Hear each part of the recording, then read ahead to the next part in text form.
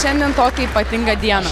Labai gerai, labai smagi bus šventė, tikiuosi, daug smagių ir kolegų daug sutinkam, tai su kuriais pirmam kurse bendravom, tai tiesiog iš greitimų fakultetų, su kuriais rugsėjo 1 susirinkome, o dabar matome tos pačius veidus, su kuriais ir baigėme.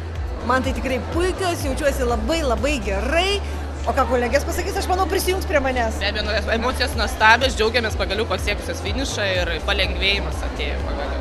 Truputį šiek tiek ir liūdna, aišku, nes nebeturėsim studentų privilegijų, bet ir taip pat smagu, nes pagaliau viskas baigėsi ir dabar tiesiog yra šventė.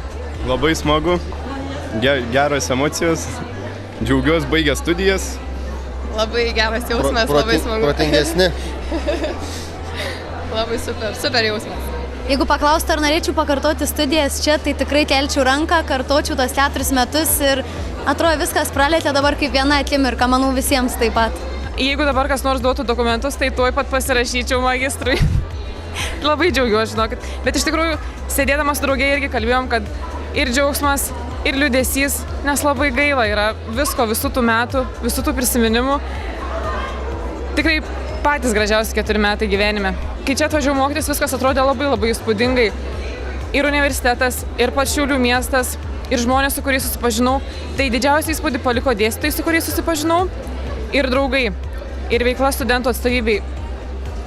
Vat, sakau, patys geriausi, patys gražiausi atsiminimai iš tų 4 metų. Iš tikrųjų labai džiaugiuosi apskritai, kad įstojau į universitetą, apsigyvenau bendrabutyje, nes kad ir kaip bebūtų pajutau ir tą studentišką gyvenimą, kurio tikrai jau kažkai ir pateks pajusti.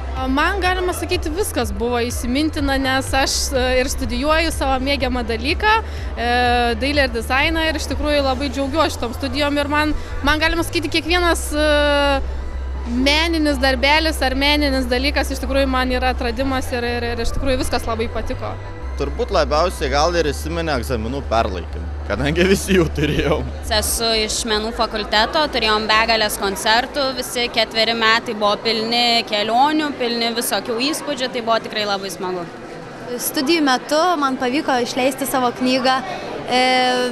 Taip pat įsimintiniausia akimirka, aišku, galbūt savo diplomo gynimas, nes jis irgi buvo neseniai, nes jau jaudulio daug ir visi įsitempė ir dabar toks atsipalaidavimas atrodo, kai jau tas diplomas rankose.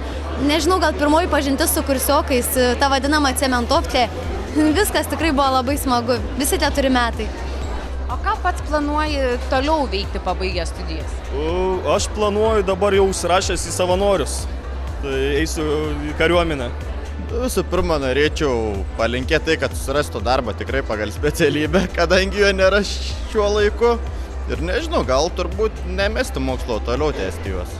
Gal labiausiai iš tikrųjų tų norų įsipildymo, kad toliau iš tikrųjų tie lūkesčiai būtų pateisinti jų ir iš tikrųjų, kad toliau siektų savo tikslų ir nenustotų judėti į priekį. Labai gražiai pasakė, kad visa laimė yra tas kelias ir jo ėjimas, tai tiesiog eisiu ir žiūrėsiu, kur ta mano stotelė, kur reikėtų sustoti. Šiaulių universiteto visiems absolventam linkiu džiaugsmo ir vilties. Gyvenimas susideda iš 3 pagrindinių dalykų. Mokytis reikia visą gyvenimą. Taip? Aišku, reikia dirbti. Bet jeigu tik tai mokaisi ir dirbi, tai nėra visas gyvenimas. Gyvenimas dar yra ir atostogos, ir draugai, ir šventės, ir bičiuliai, ir užsienis, ir taip toliau, ir taip toliau. Taigi, linkiu visų 3 dalykų darnos.